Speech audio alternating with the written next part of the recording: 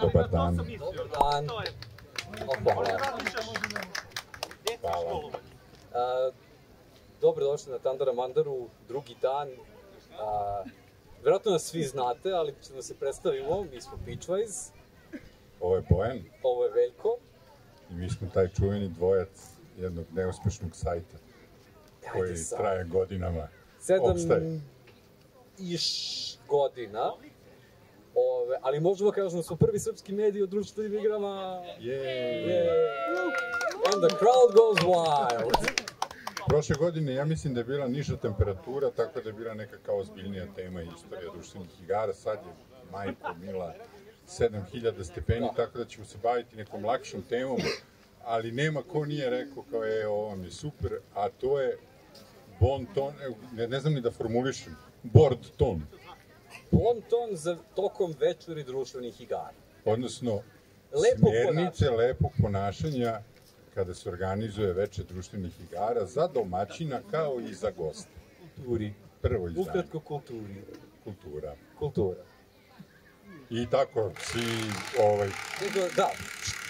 Imamo Board dve Game Night, znate svi kada skupite društvo, zovete ih kod kuće i onda hoćete da ostavite dobar utisak ili kada vidite kod nekoga i kako da se ponašate i šta smije, šta ne smije, šta bi trebalo da radite i šta možda bi mogli da ne radite tokom večeri društvenih igara. I kao treća opcija odlazak u klub i kako se tamo ponašati. Mikrofon sad. Molim? Ne misliš sad. Aha, dobro, ja nešto bolje ovako. Napravim. Kao i kako da se ponašate u klubu društvenih igara i šta da očekujete od vlasnika kluba, koje su vaša prava i šta bi trebalo da ima, ne prava, nego šta da očekujete. Znate svoj deo, nećete nas preveriti o to. Pošto ni jedno je dom vaš, jedno je dom vaših prijatelja kod koga igrate, a jedno je klub, tako da to su sve teme koje ćemo obraditi, ali šta ćemo, koji ćemo ugao prvi da... Krenemo od toga kao, okej, krećete od toga da hoćete da napravite večer društvenih igara. I sad kreće ono čuveno upoređivanje datuma, kad je ko slobodan, ja ne mogu ovu sredu, koji dan izabrati u nedelju. Ajde da krenemo od toga. Da, Pitchwise je radio, ja mislim, drugi ili treće godine kako smo držali sajt, radili smo jedno opširno upitnik o igranju, o stanju i svesti ljudi oko društvenih igara i zapitali smo ih kada igraju društvene igre, da li tokom nedelje, kao radnim danom u nedelji ili vikendom. I dobili smo podjednako i za tokom nedelje i za vikend. S jedne strane, nekom treba ozbiljan brejk tokom nedelje, naporne, pa sredom, četvrtkom uveče, društvo malo mozak na otavu, a neki kao daj da završim sa radnom nedeljom, pa dan samo heavy Eurogaming. Ili onda neko izabere kao kraj radne nedelje, završi se, pa kao subotom ne ide u disko, nego igra društveni igre. Subotom after je kod kuće uz čaj od kamilice. Ali da, kao obično ljudi izaberu petak, subota, zato što radna nedelja se završila, imate vremena da zaglavite kod nekoga, da ostanete duže, podelite taksi, kargo i šta god ili idete peške na kraj grada. Ali to, petak, subota je najčešće što ljudi izaberu jer kao kraj nedelje, nemaš obaveze sutra ujutru, hopefully, i onda je najlakše tako da kažete, ovog petka idemo kod mene, igrat ćemo se, toga i toga, kako i tako, sad kreće taj drugi deo. Našli ste datum, usaglasili ste satove i sad kreće moment pripreme kuće. Ne samo pripreme kuće, nego ide veliko... To je dogovaranje šta se igra. Da, što kažu, somebody needs to address elephant in the room. Pojavljuje se poruka, a šta igram? I onda sad tu kreće... Svašta. Da, tu bi samo podelio Board Game večeri na dve stvari. Znači, okuplja se društvo koje ne igra često, ali deli afinitet ka društvenim igrama, pa znači može šta god kao kod filmova, šta ima novo, šta se pogledalo, ajde igraćemo ovo, više različitih igara, dok ima i ekipe kao što je, mislim, nije ovo to pohvalno, ali moja ekipa specifično igra jednu, dve ili tri igare i onda se celo veče posveti jednoj igri i to se zna. Znači, deremo bras dok se mozak ne rastopi. Da, vi ste baš imali ono tradicionalno nedeljno dnevno igranje sajta. Da, sajt smo izigrali nekoliko godina, pa sad se često igra bras ili terraformiranje Marsa se igra, ali oni igraju tu jednu igru, eventualno nešto novo nauče, ali uvek je to, dobro da je pusti ovo, ajde da igramo. Da, ukratko, moment birate šta ćete da igrate. Znači, ili se tu napred zna, kao igrat ćemo jednu igru, ili od čega se sastoji veće društvenih igara? Samo teških igara, lakih igara. Kada idu lakše, kada idu teže? Da li postoji plan kako vi igrate? Da li počinjete odmah u glavu sa teškom Euro igrom ili se igra nešto lakše u slučaju da neko nije došao još? Naprimer, da. Ko fali još neko da sačekamo? Da li imaš neku igru kao backup? Dok čekamo da se svi skupe, igraćemo trio ili, ne znam, six named ili nešto tako što je, zajebancija koja se igra 10 minuta i da popunimo vreme i što znamo da možemo da, kako ljudi dolaze da ih ubacujemo u igru, da nema gužve. Ali generalno, hoćete da imate plan igara da takav da znate da ćete uglaviti sve tu u jedan reč. Naprimer, to bi bilo dobro, a ne da dođe ljudi da kažete Twilight Imperial. A niste najavili ga. To se počinju 9 ujutru i nije dobro. I više nije već igara, postaje vikend igara. Ali možemo slobodno da kažemo da tako od neko veće društvenih igara uglavnom počinje sa nekom lakšom igrom, jer velika je verovatnoća da će jedna ili dve osobe zakasniti. I ne svojom krivicom, tu krivim i prevoz, i gužvu, i šta god, tako da... Opet, dosta to zavisi od ekipe s kojom se igrate. Kao što si ti rekao, ti imaš redovnu ekipu, onda ste vi uvijek imali dogovor, kao igramo uvijek to, snažno se igra se super kompetitivno, hardcore, bez... Ubijete 5 minuta samo, šta se kome desilo tih prethodnih dana, ispričate se i to je to. Pazi, zato što se ta igra i melje već nedeljama, igra se i uz priču o takvim stvarima i šta ima novo kod tebe, a ovamo mozak računa najoptimalniji euro potez moguće, ali to je redko. Zavisi opet vaše ekipe i da li ste hteli nešto specifično da igrate, nije loše najaviti šta se igra. Tako je.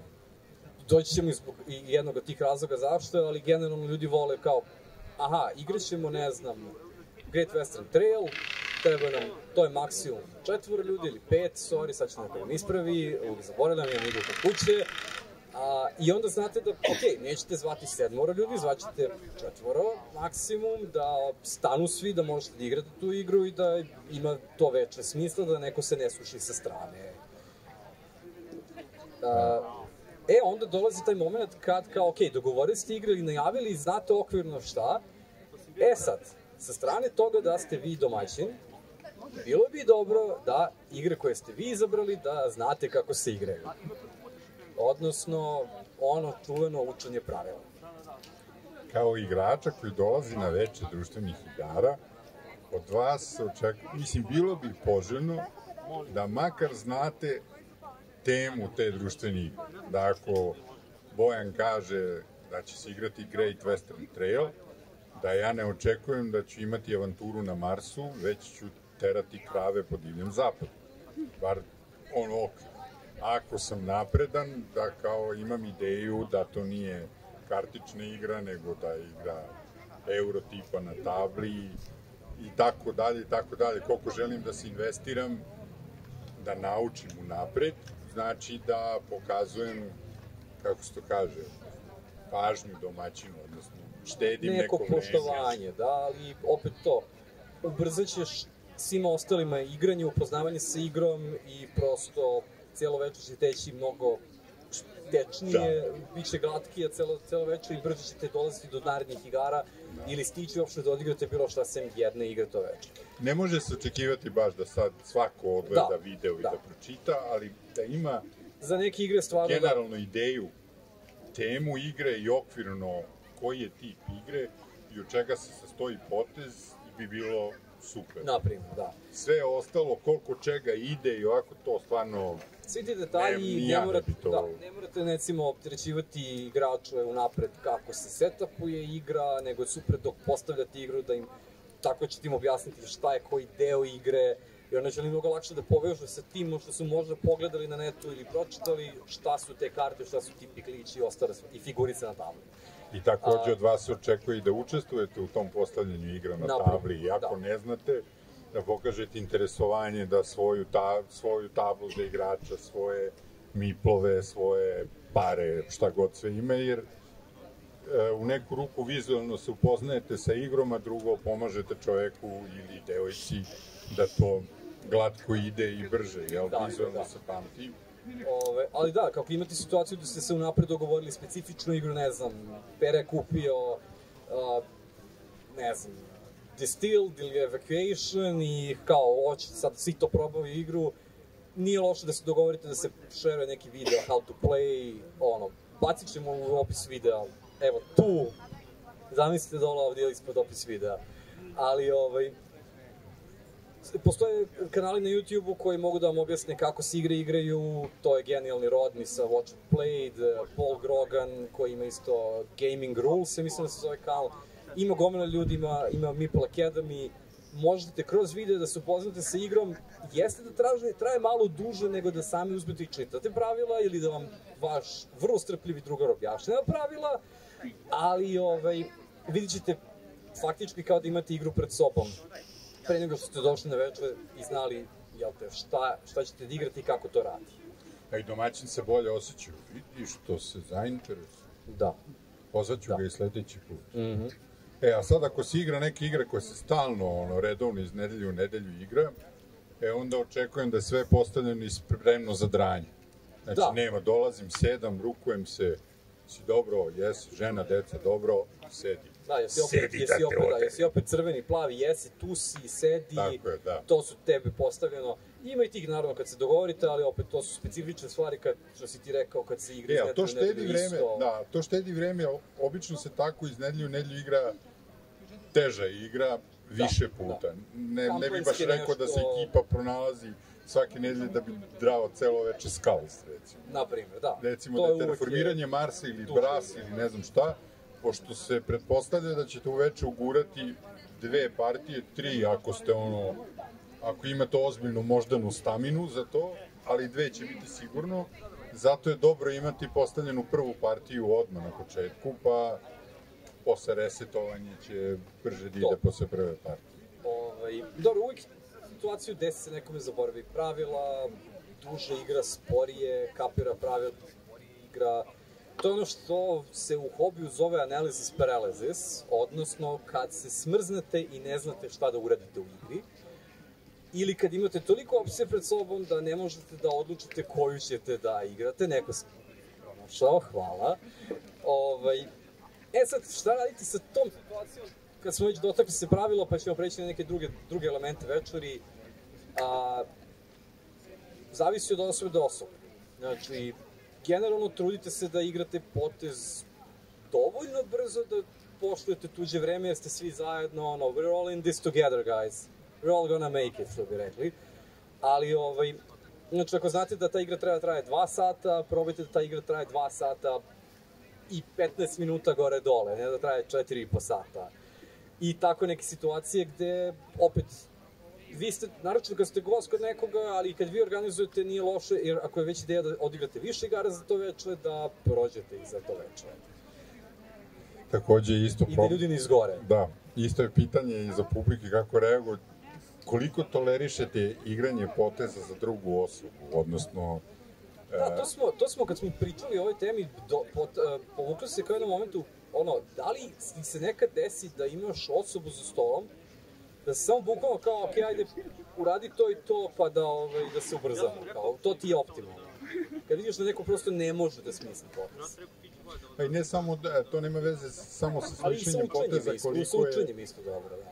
I to, a isto tako, što nismo pomenuli, ali recimo, bilo bi dobro da telefoni ne budu na stolu neko... Imamo to su nam još neke tezice, ali tako, naučite pravila, pratite šta se dešava za stolom. Ako imate osobu koja objašnjava pravila, pitanja, uvek imate moment. Nekoliko ljudi mi je reklo da je u redu da odigra potez za drugu osobu ili da pomogne drugoj osobi ako vidi da ta osoba je recimo pratila prethodni potez šta se dešavalo za stolom, a nije bila na porukama ili gledala negde okolo ili već kako god, nego aktivno prati igru, ali ima problem. Znate, nije svaka igra u prvom potezu, wow, ovo je ludilo, sad razumem, imam plan. Nekima se desi posle 2-3 poteza ili kao meni u poslednjem potezu sam sad kidam igru, ali kao Veljko sad se završava. Da, igra sabira. Da. I tako da, tu se ako neko aktivno prati, ali ne može još, nije povezao sve da ovo drvo ide u ovo kamenje u čaj, a čaj ne znam šta, i onda mu pomogneš da dođe brže do te realizacije kako funkcioniše igra. Ne baš da mu odigraš potez, odigraj ovo zašto je optimalno. Ja sam uvek pre za takvu neku... Slažem se, mislim da, naročito kao neki prvi 2 probna poteza su isto okej kad se pokazuje prvi put igra. Prosto ljudi mnogo bolje skapiraju igru kada vide u pokretu sve to i kad ovo se desi se to. Naročito što mi stalno govorimo godinama i smaramo izdavaču napolju, kada igra nema onaj player aid papirić. Ili barem nešto što vam izlista akciju u igri ili pojmove ili bilo šta da kao samo daš nekome i da uvijek ima podsjetnik, kad kažeš špil za krave, to je taj špil koji je dole. On ima takvu ikonicu gori, tako neke stvari. Ili ovo su ti opcije na tvom potezu, znaš da biraš jednu od njih 4 i to je ceo tvoj potez. Kakav god da je igra, našim recenzijama na sajtu Pitches uvek je bonus to razmišljanje o igračima, taj player aid koji dosta pomaže u zahuktavanju igranja kad je nova igra, a i boga mi kad se nešto igra iz nedelje u nedelju, pa se često i alkohol dosta popije, pa malo se zaboraviš, pa kao to je sasvim normalno. Što je normalno, kao da znaš podsjetnik da te probistri malo. Sad, imamo još neke tezice koje hoćemo prođemo kao generalno, ovo je onako malo širi bon ton, neke pozitivne i negativne stvari koje smo viđali tokom godina druženja s ljudima, igranja društvenih igara, kao šta bi trebalo da obratite pažnju ili da ne radite ili da skrenete drugarima pažnju kad igrate društvene igre. Pre svega jedna stvar koja se provlači, i to je dosta ispostavljeno se kontroverzno, je pažnje na igre. Znači da, okej, igra je fizička stvar koja se troši, rabi se, kupljena je za to, ali u isto vreme je stvar koja je kupljena, koja košta neki novac i želite da to traje da biste duže se igrali. Ne morate da kupujete sad nov primjerak te igre, naročito društvene igre izlaze iz štampe posle nekog vremena, ne možete da ih nabavite i onda je samo ti stari primjerci postaju dosta skupi posle ako hoćete kupiti nov primjerak, jer stari se, ne znam, pocepala se tabla, izgubili ste gomilu figurica i toga. Znači neki generalno pazite na igre, bilo vaše, bilo tuđe, to je onako... Šta podrazumeva pod pažnje na igara? To je dobro pitanje. Pa sad, opet taj moment... Ako domaći nije slivovo igru, ne mora, ni uopšte stvar, ali... Ako ti kažeš gaće. Gaće, dobro, ako igre, to jest karte nemaju gaće, to ne podrazumeva da on kao ne želi da vodi računa igru, nego prosto, eto, igra se rabi, ja nemam problem, ja lično mnogo volim taj Brass i kao imam imitiranu tu Kickstarter ediciju, ali ona nije slivovana. Veljko se samo casual, htio da se pohvali pa nego kako vreme protiče, sve mi je više kao, a što bi sad slivovo, i nekako on dobija tu neku patinu takvim igranjem. Ja verujem da nisam jedini, ali verujem da postoji druga strana koja je sve kompletno slivovano, ali opet onda ne mogu da se bunim ako se gricka tokom večeri, i to je sad deo koji treba obratiti pažnju, šta je dozvoljeno da se gricka.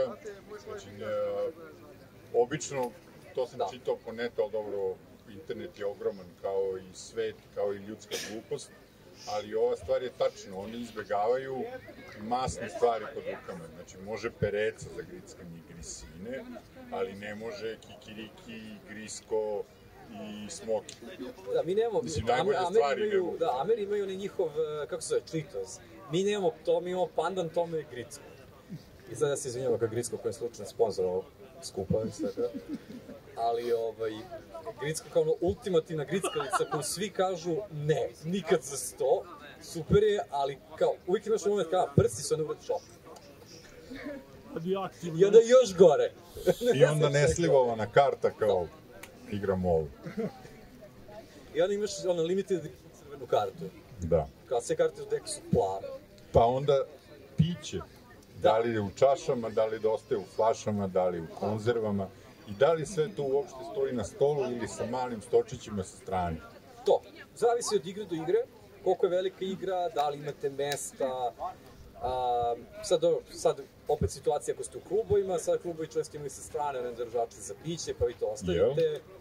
Ima sve to je sad nova fora. Ali generalno da, piće pokušavate da držite van igru, da ako baš mora da se nazdravi, ne bude baš direktno na sred te table, tako neki momenti. Mi piće držimo pored, na malim stolovima, 200 kinti i Kane, onaj 100 od... No sponsor. Pa nebitno, od kartona, od ovoga je pravim, kao što je ovde. A bilo kakav stoč, ako imate mesta, naravno, da. Da, i to je tako. Ali to, sa strane da ne bude nešto što može da se lako obori, jer kao ako imate stalno, da morate stalno se pružite, znači tu ruka ide, nemojte staviti piće tu ispred, jer ćete onda poleti piće zajedno sa vama, preko stola. Generalno, imamo i specijalne efekte. Nekakav ideja oko kao griskalice, pića i ostalo su okej, ali opet je taj moment izabrati da su to stvari koje su suglje, koje ne ostavljaju tragove, jer opet vraćamo se na ovu temu igara i dobar gost, nemojte baš prvi projekom uzeti i zaliti čoveka. Mislim, da se trguje pivom. Pozdrav za Vladu. Na pivo. Jesi ti to radi? Nije Vlada. Ne moram sad. Ali desilo se. Znam. Ali isto tako ta suvlja hrana je verovatno zdravija, nije mnogo masna, tako da je dobro i za vas. Fitness influencer. Sad je jedna stvar koja je, veliko se dotakao toga, i to je isto ispostavilo se kontroverzno, ali je telefon za stolom. Da.